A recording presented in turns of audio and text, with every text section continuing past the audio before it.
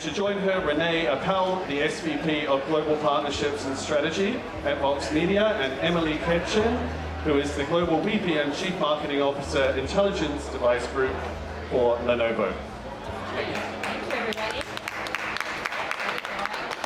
Well, welcome for those of you who are just joining us. Good afternoon for everyone else.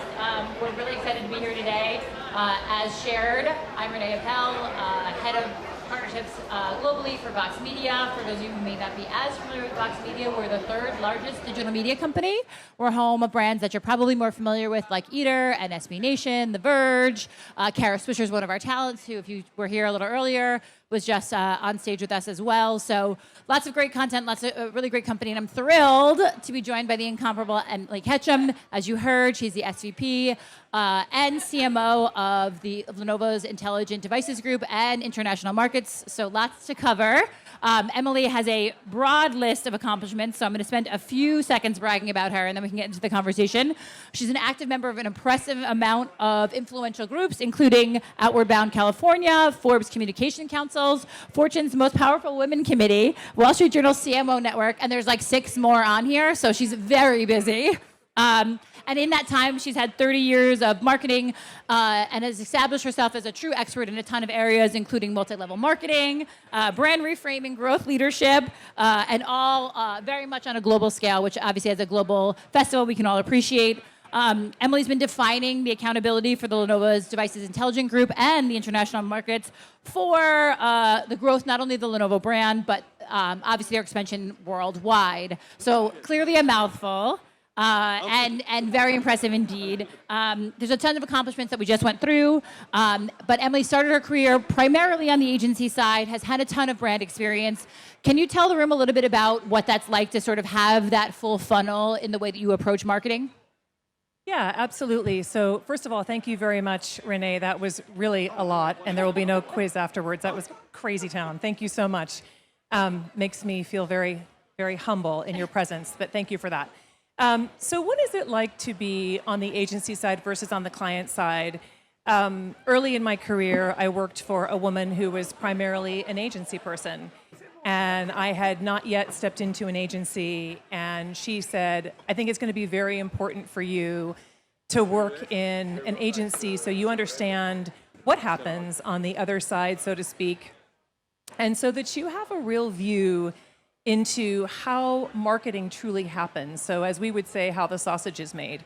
And I will tell you, Renee, it was incredibly eye-opening for me. I don't know that clients always know what happens behind sort of that agency door. You see your great account people, you see amazing creatives with amazing ideas, but you don't know what's gone into that. From the deep excavation to find those insights in the strategy and planning group, to curating amazing creative that stands apart from everything else that's out there. And then how do you really truly sell that creative or have that creative live? We used to call it the flame, right? How do you keep that flame alive from a creative perspective? And once you do that in an agency environment, and I've done it in several different agency environments, you gain a real perspective on what that's like as a client. It also was my first foray into technology and gave me a deep love of being in tech. I think today I would say I'm probably a better client because I worked in the agency world, and we try to be great partners to our agencies. We try to give them every opportunity to express themselves. We do not see an agency as an outside group. We see them as an extension of ourselves. And we partner really carefully and really intentionally with our agencies, as I think that relationship should go. Yeah, I'm sure there's a lot of agency folks in the room happy to hear that it is truly a symbiotic partnership from your perspective. It definitely is, and I think if you're in an agency and you feel like people are landing their problems on you, that's not helpful, right? Yeah. You need to make sure you're working through things together. The other thing I think sometimes clients forget, Renee, is that agencies are experts. They are experts in their domain, and I think it's really important to take that on board as a client. Yeah. Well, like you, Lenovo has been able to have such great success because they're always innovating. They're always keeping the client and the experience top of mind. You've been innovating for nearly 40 years in everything from PCs and tablets, smartphones, smart devices, storage, more. Are there any innovations that this group should be particularly excited about coming out of the Lenovo space? Yeah, I think we innovate continually as a company for all the right reasons. We are deep believers that smarter technology is for all, and we're anxious to democratize technology. But the really interesting thing that we've done is we've established a product diversity office. Yeah. And that product diversity office is the first of its kind that I've ever seen anywhere in the world. It's a group of folks in our organization who specialize in taking our products and making them diverse for everyone in the world. If you think about our Think Smart goggles, Think Vision goggles, they come with 3 different nose bands because noses are not all the same, right? So how do you actually imbue diversity in everything that you do? We also did a campaign with Shaholi Ayers, who is the first limb-different model in the world. And in addition to having her in one of our campaigns, we were able to invite her to be a part of the Product Diversity Office, where she's just getting started and helping us make sure that our products are not only innovative, but appropriate for everyone. And that's really a great thing, I think. Yeah. I think we might even have a video on some of your innovative products. I think we do. Are we queued up to play the video? Where will the video play?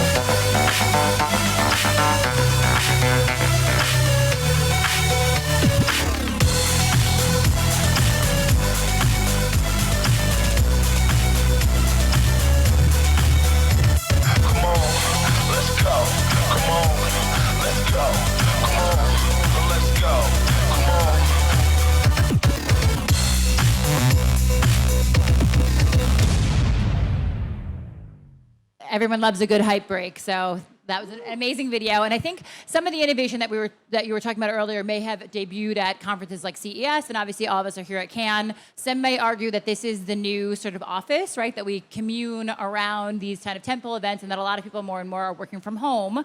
There's a lot that you do to enable folks to have a really great experience in the work from home space. Specifically, Vox Media did a campaign with you around the power of computing power in TGX and the benefits for at-home workers. Can you tell us a little bit about that platform and why supporting folks in working in different environments is so important to Lenovo? Yeah, I mean, I think so. At the end of the day, technology has become a great democratizer in the world of, oh, you startled her. Peter's entirely too funny. It was a very organic and wonderful Yes. moment. No worries over there. So I think that at the end of the day, technology has really democratized the access to everything from events like this. Imagine when we were younger and you were not maybe on that list to be able to go to the event, right? So having great technology enables you to partake and to participate in all kinds of different things that you may not have been able to do. For us, smarter technology for all is also about the democratization of technology. We really mean that. From the pocket to the cloud, we have phones, devices, all kinds of different products for people at every stage and wherever they may be. It's really the work from anywhere world today. People are working here, right? I can see some folks on their phones or here and there, and you're keeping abreast of what's going on. You're staying in touch. I think our products are centered around the ability to be able to do that wherever you may be and fitting into your life versus you having to fit yourself around technology. I think that's the real difference. One of the themes that I heard you say when we talked earlier and throughout your conversation today is this idea of democratization, equity, access, the idea that your products will enable the future that hopefully next generations are yearning for and the generations that we want to create. One of the trends that we're seeing from Polygon, which is our premier gaming site, is the rise of gaming and the socialization around gaming. You guys make a lot of intelligent and great products for those who are gamers. But true to Lenovo's brand and ethos is the idea that it's gaming for everyone. Can you tell us a little bit about how you're approaching that space? Yeah, absolutely. So one of the things that we discovered in the process of doing our campaigns for gamers and around gaming is a huge percentage of gamers are women. And a lot of those women don't necessarily want to put themselves out into the marketplace as women because oftentimes there's chatter or they're kind of harassed on the side. And I actually took an opportunity with one of our influencers to go sit in her chat room just quietly watching what was happening. And I was really very surprised by the amount of, oh my God, great outfit, and don't you look wonderful, and good for you today, versus I want to be recognized for my skill, and I want to be recognized for my abilities in gaming. And so what we did was we took the opportunity to create a campaign where the protagonist was a woman. Yeah. And we talked all about her abilities in gaming and the skills that she gained in gaming, making her better at her job in the boardroom. And the entire piece is centered around her ability to go from one to the other fluently, really putting women at the center of the dialogue and showing that women can be effective, great, strong gamers and succeed in the business place, which I think is really important. And it goes to the way that we feel about diversity and inclusion at Lenovo. And so it was a great insight that came from research and discussions with our agency, but putting her at the center of the story meant that we could tell a great story both for gaming and for women. A lot of the work that you guys do has that ability, right, to talk about brand value, product value, and centers around the human experience. You do a lot of work, not only in the campaign level, but in the field to enable that type of sentiment in real practice. So Work for Humankind that connected an isolated island of 900 people to high-speed connectivity, unlocking possibilities for trade, for tourism, for education, employment. Can you tell us how that came to be? What's the blueprint for those type of efforts? How can folks in the room who are interested to do something similar support at the grassroots level as well? Yes, I can. So this was an idea that was born out of a lot of deep research that we did as a brand. We went out and talked to thousands of people around the world, knowing that COVID had changed the workplace forever, and knowing that people wanted to be able to work from anywhere. But guess what was the insight that we weren't expecting that we learned? Which was, not only do I want to work from anywhere, I also want to be able to do good. And that's really important to millennials and to Gen Z. And we thought, okay, well, how can we bring together an effort that enables people to work from anywhere, but also to do good? And it was a fairly audacious idea, Renee, in the middle of COVID, to put ourselves on the Robinson Crusoe Island, which is 400 miles west of Chile, in the middle of a pandemic, to create a tech hub for the island and to bring in a series of volunteers from around the world who could help specialize in understanding the biodiverse and unique landscape of this particular island, how to help those species, how to help children learn, how to do listening at scale for a lot of the bird life. And we thought, okay, well, we are courageous and we will do this. And so we set up the tech hub on the island. We brought in the volunteers. We ran the program, and I think we got a tremendous amount out of it. We also established a foundation to be able to leave the tech hub there. It's terrible when brands, I think, come and go. You have to really walk the walk. And so we established the tech hub, and it's there now, and that has the availability for different products and services and solutions. We upgraded the IT infrastructure to allow for faster internet on the island, and we're getting ready to roll out Work for Humankind 1.5, which will be in India and North America, and then 2.0. So it's also something that we have found a good deal of continuity with over the course of the time, and it's a great way to show how technology can actually have a very profound impact for good. Yeah. I think what's amazing too, as you said, next generation employees are certainly looking for that connection back to doing good on behalf of their company. And you personally are someone who really does champion that kind of on and off the field. As you think about the impact that Lenovo has been having, and in this session and others, what are some of the things, the message you hope it sends to the community here about the value of doing good and the connectivity back to the person who's leading that brand charge? Yeah, I think any brand that's not thinking about purpose and doing good is probably not doing the right things, and certainly not what I would say is really important to do, which is to listen to your constituents. And certainly we know that Gen Z and millennials feel very strongly about aligning themselves with brands they can believe in, brands that are authentic, brands that do things for good, brands that leave the world a better place than how they found it. And I think that's really important in terms of the narrative and the storytelling, but you have to walk that walk. Yes. And so I think that's the important piece of it in things like work for humankind, but also how are you, Renee, as a leader? Yeah. Are you giving to your people? Are you spending time with them? Are you a great mentor? Are you a great sponsor? Are you a great coach? So it's multifaceted in the way that I think about it.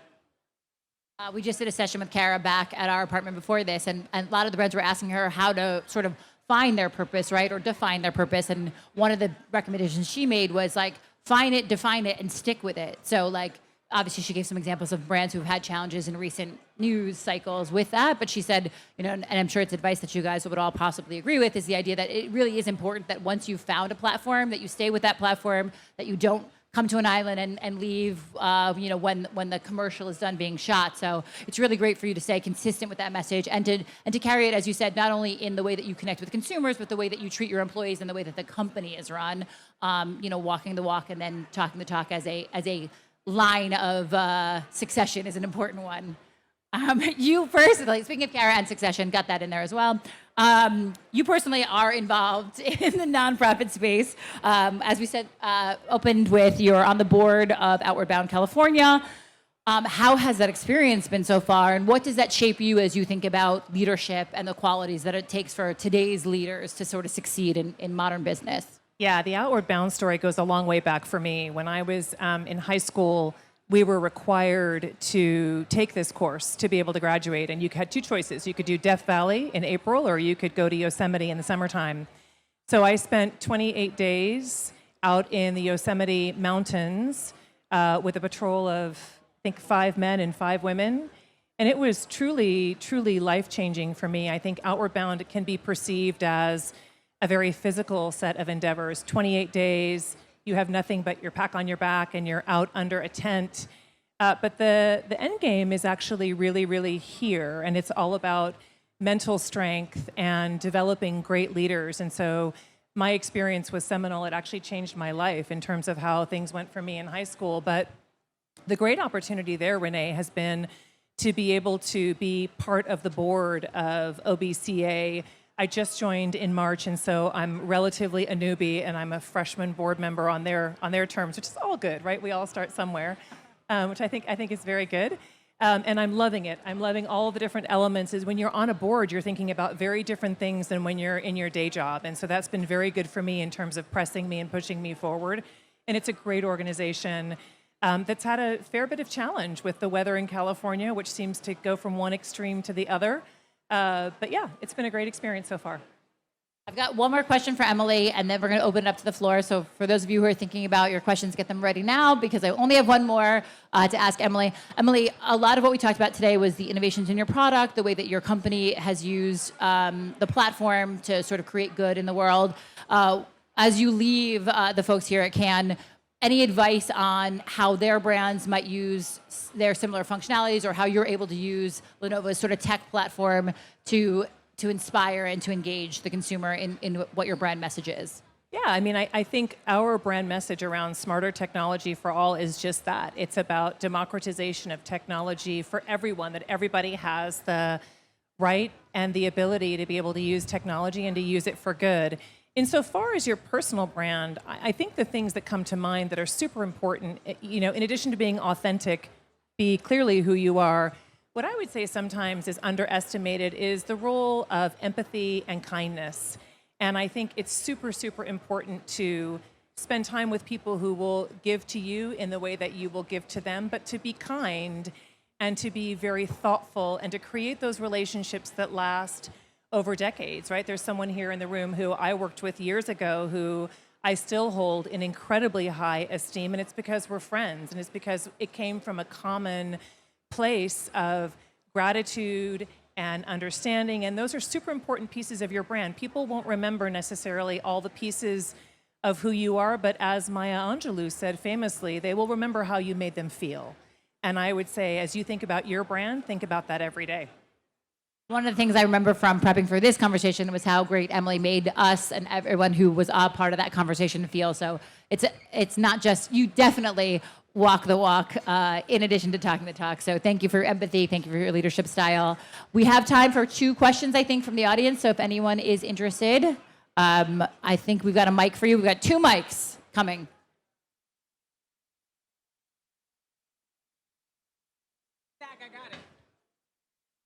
Thanks, Emily. Listen, you're an incredible leader. You really are. What are you most proud about in your career and why? It's a great question. I am most proud of sticking with it because there are days when we all have our self-doubts. There are days when we wonder if what we do is meaningful enough. I have 2 daughters at home. My husband stays home. So I'm sort of it out there on the front lines of work. And I'm really proud of what I would say is some perseverance and some grit and some stick-to-itiveness. And at the same time, being conscious of how important it is to give back and to model what great leaders look like. And hopefully, that's the reputation that I have. That's what I've been trying to build towards. And we take our knocks and we get back up and we do it again. So I think that's a big one for me, is just perseverance and sticking with it. Also being curious, but you know about that.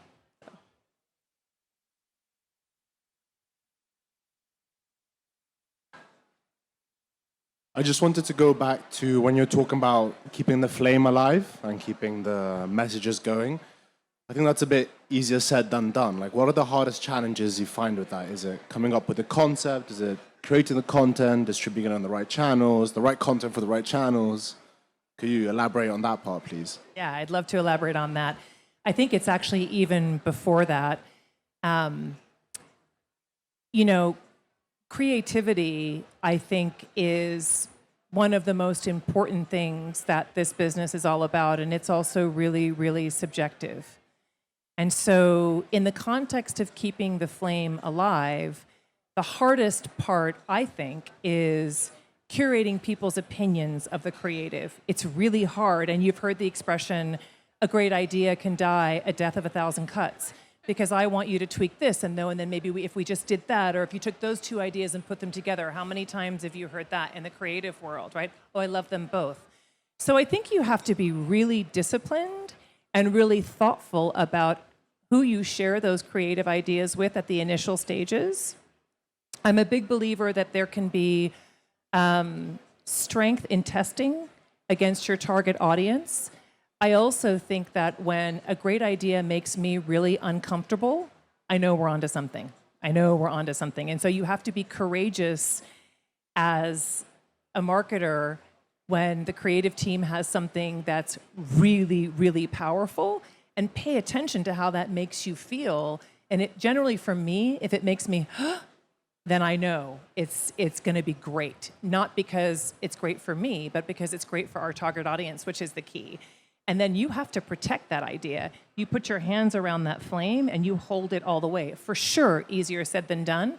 But I think you have to start with that intention of protecting great ideas and helping them get all the way through. I think we might have time for one more.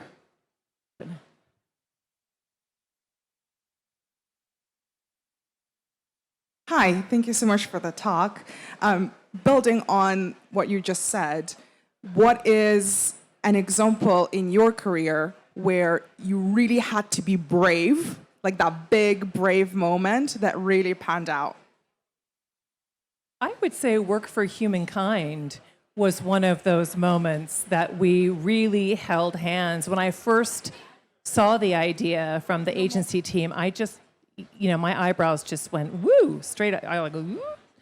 Really? In the middle of a pandemic, we're going to take volunteers from all over the world and circle them into this island. The island is called the Robinson Crusoe Island. I mean, it really is a name of an island. And I was like, come on, guys, this is like a book, isn't it? So I think that tested our mettle. Also, I think the gaming campaign that I referred to earlier was a bit of a test, because not everybody thought that it was the right approach. And you find that in a lot of different situations. But I think bravery in creativity takes its form every single day. Those are two that I would give you examples of that we had to run the gauntlet on those. And you can imagine something like Work for Humankind. There's the beautiful creative idea that is spot on, that plays to the insight that we heard, but then there's the other team saying, do you have insurance for that? And are we legally, right? You've been there. So I think that's the other piece of it, is you have to stay the course and you have to be really strong and you have to believe. Thank you for the question. Okay. Well, thank you so much, Emily. Thank you for your leadership style, for your conversation, and giving us all your time today. Pleasure. Thank you for having me. Thank you, Renee.